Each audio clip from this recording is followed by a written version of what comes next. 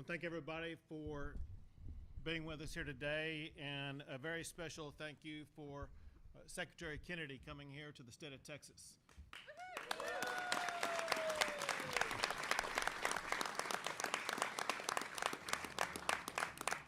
This is an issue that he and I have talked about many times before today, and he has been so excited about what Texas has done to step up and literally lead the nation in this movement that he has catalyzed to make America healthy again, and now Texas is doing its part to make Texas healthy again by the laws I'm signing today. Amen.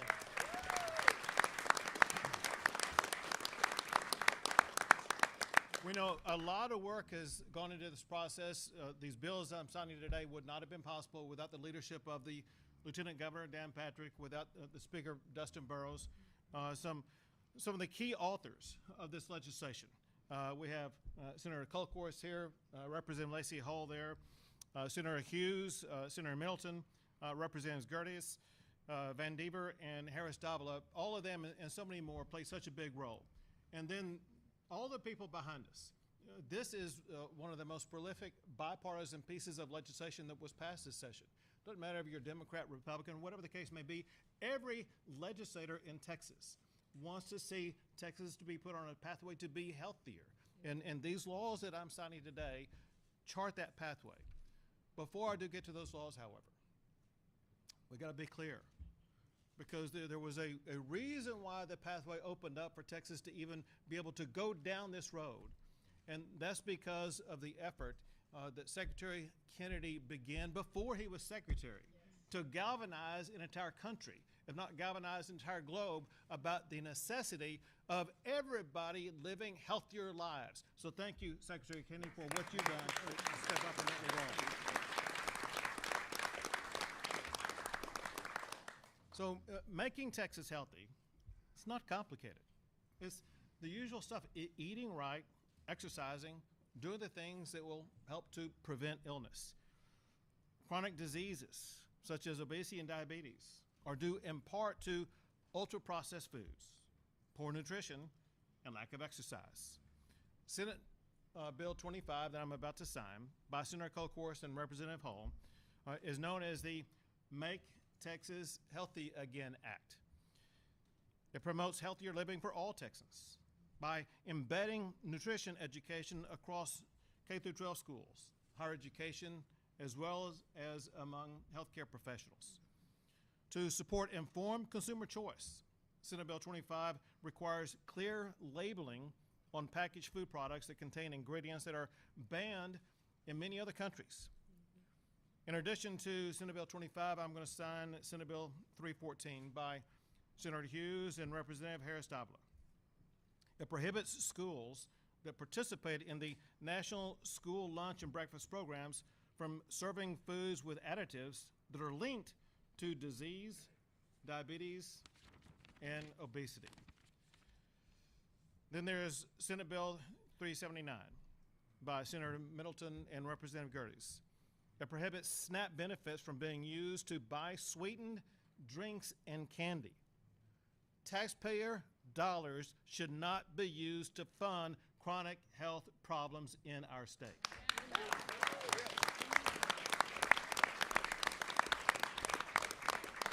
To be clear, these are bipartisan laws that I'm proud to sign into effect.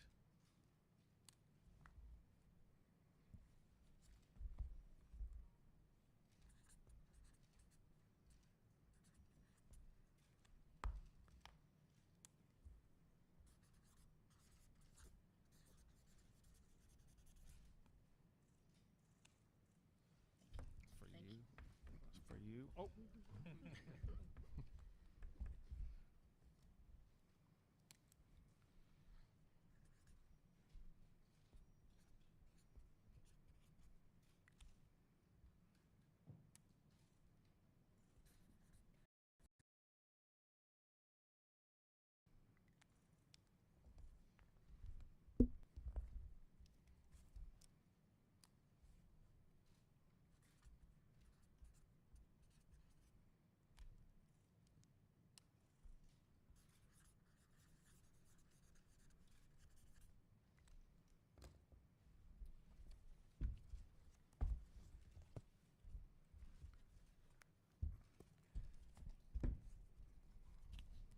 Texas is on the pathway to being even more healthy going forward.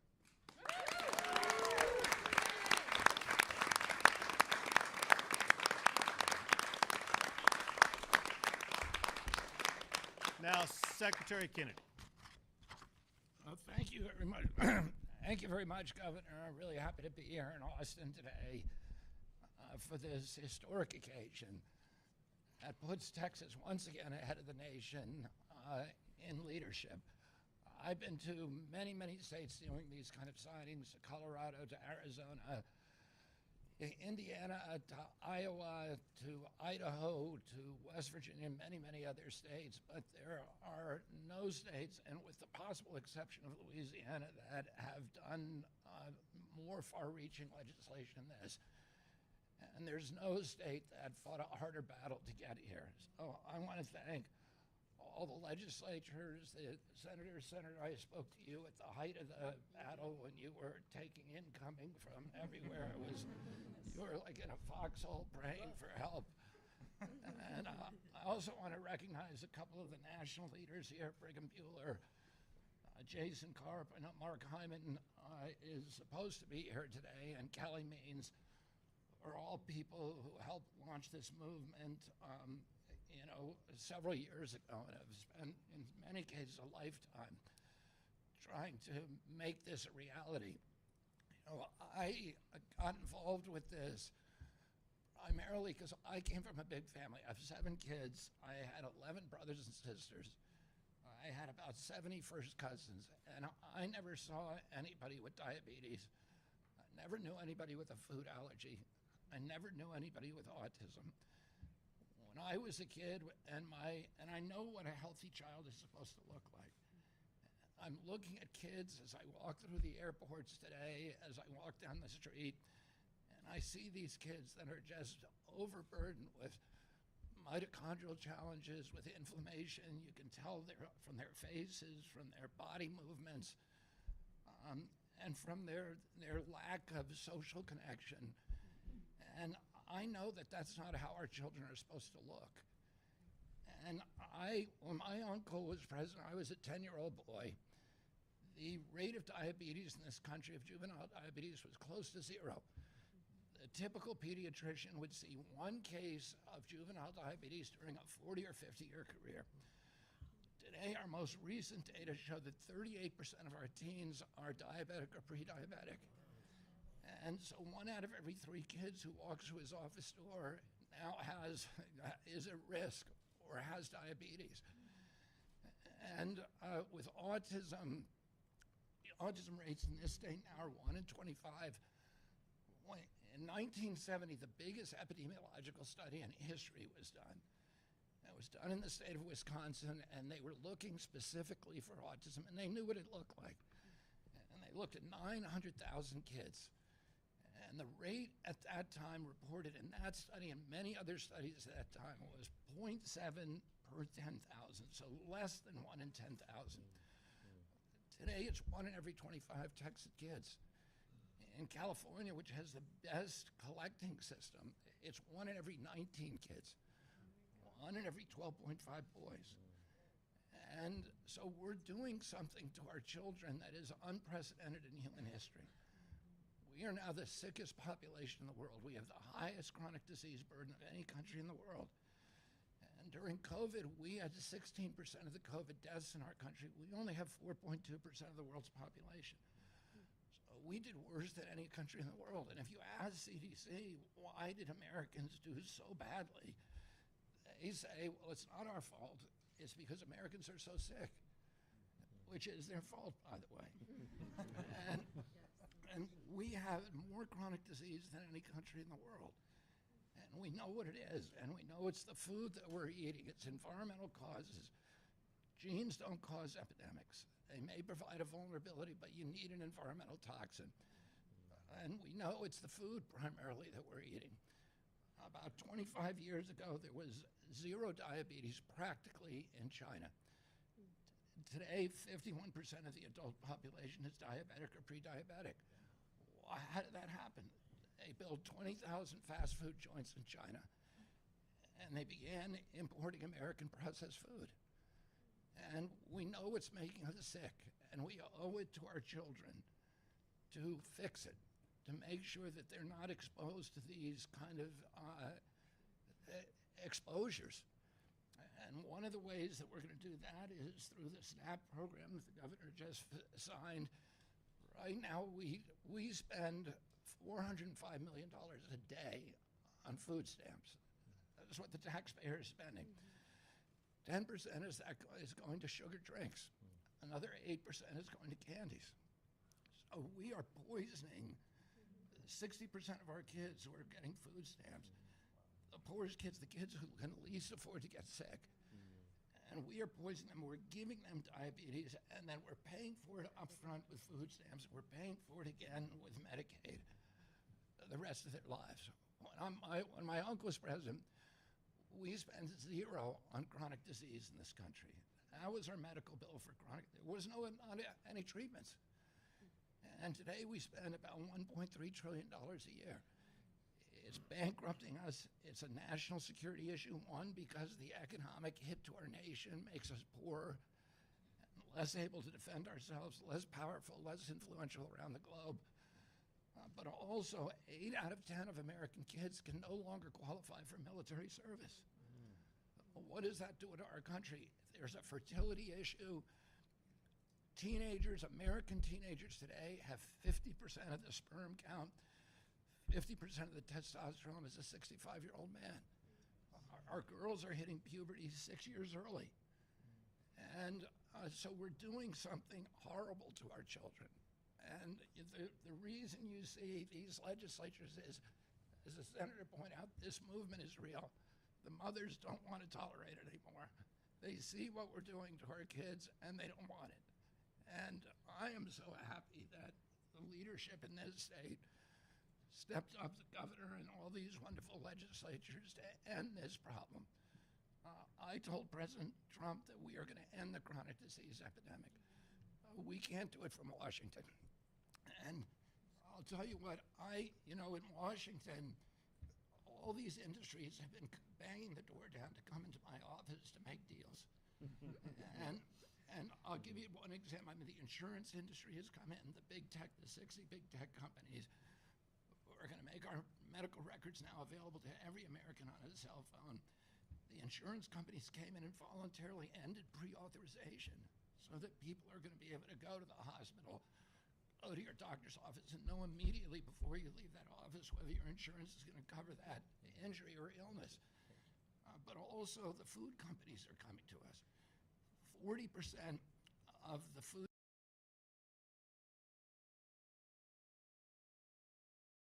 synthetic petroleum-based dyes from their food. Why did they do that?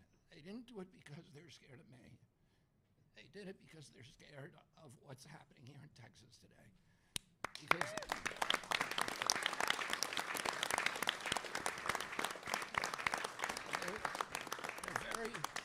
they're very candid about that. They said, we can deal with any kind of certainty. The one thing we can't deal with is a patchwork of different legislation in all these different states. And they say to me, save us from that, whatever you do. So it is this, it's initiatives like this, it's the vision and the courage of this governor, of these legislatures, the persistence, the relentlessness of these legislatures to stand up to these industries, and all the lobbyists who are flooding in, and actually do something that is incredibly great for the people of Texas. You're not only making Texas healthy again, you're making America healthy again.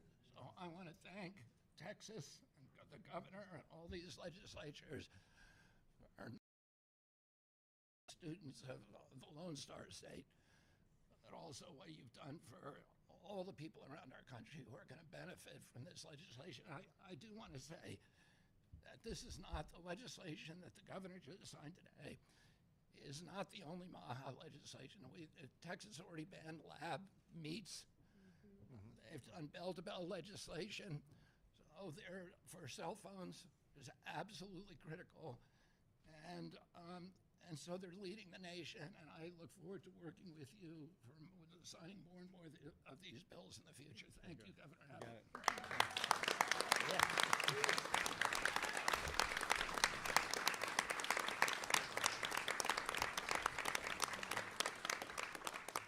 Y'all, please, one more time, give it up for Secretary Kennedy.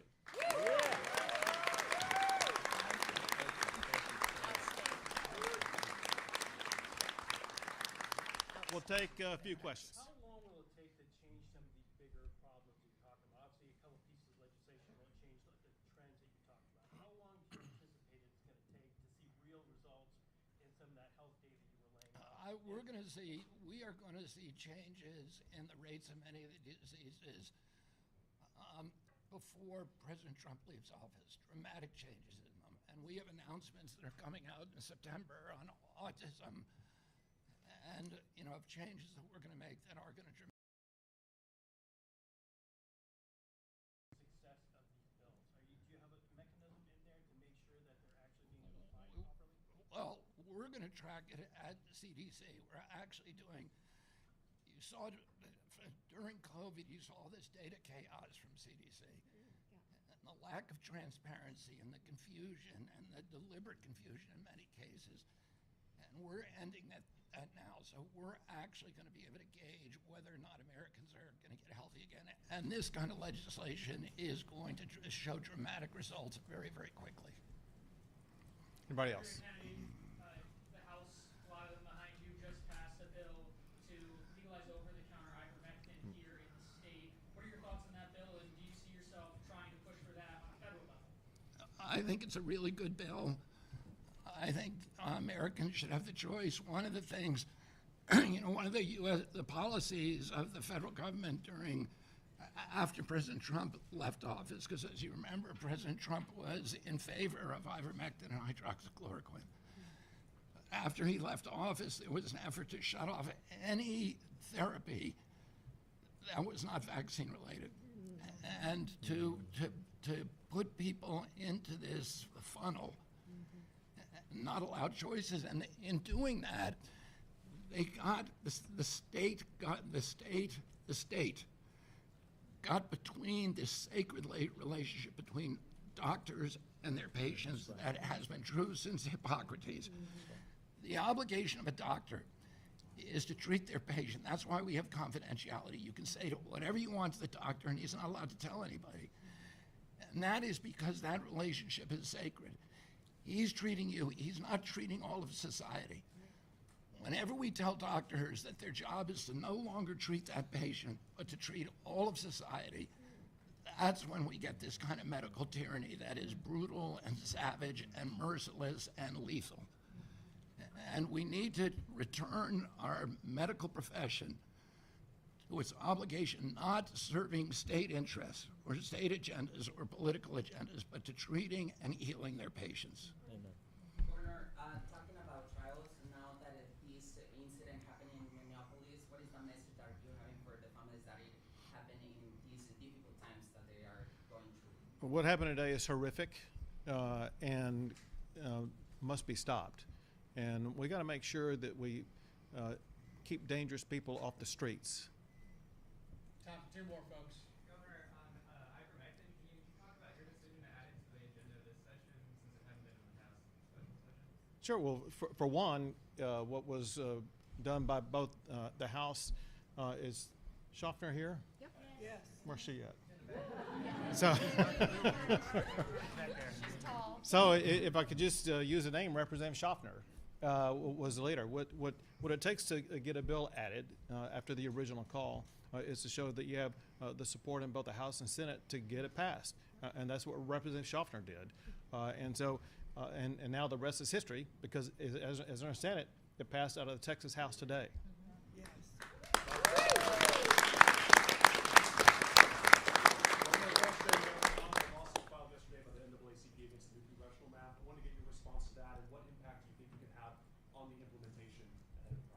So fully expected, there's litigation. Obviously, there's ongoing litigation.